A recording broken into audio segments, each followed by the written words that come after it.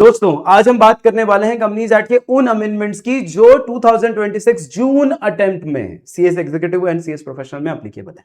सबसे पहला अमेंडमेंट दोस्तों मैं डिस्कस कर रहा हूं वो है section 233 that is fast track merger के केस में। दोस्तों अब तक अगर बात की जाए तो सिर्फ 4 ही कंपनियों को सेंट्रल गवर्नमेंट मर्जर अमलगमेशन के थ्रू या यूं कहूं बेसिकली बिना ट्राइब्यूनल के अप्रूवल के सेंट्रल गवर्नमेंट खुद अलाउ कर देती थी। वो कंपनियां कौन कौन सी थी? Holding company and wholly owned subsidiaries, 2 or more small companies, 2 or more startups, 1 or more startup and 1 or more small companies।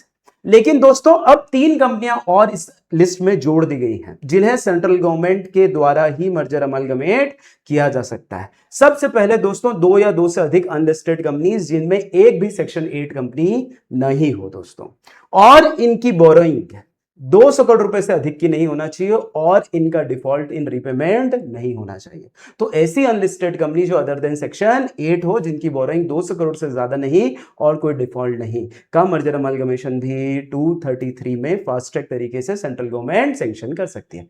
इसके अलावा दोस्तों holding company and subsidiary company, holding company and subsidiary company जिनमें कोई भी listed हो कोई भी unlisted हो फर्क नहीं पड़ता, लेकिन ट्रांसफरर कंपनी दोस्तों लिस्टेड नहीं होना चाहिए। और इसके अलावा 7th कंपनी दोस्तों और इसमें ऐड की गई है जो कि ध्यान रखिएगा 2 और 2 से अधिक सब्सिडरीज जो एक कॉमन होल्डिंग को बिलोंग करती है, लेकिन ध्यान रखिएगा यहां पर भी वही बात है कि ट्रांसफरर कंपनी लिस्टेड नहीं होना चाहिए। चलिए ठीक है, इसी तरह के और भी जानकारी और गाइडेंस के लिए मुझे फॉलो करें। Thank you.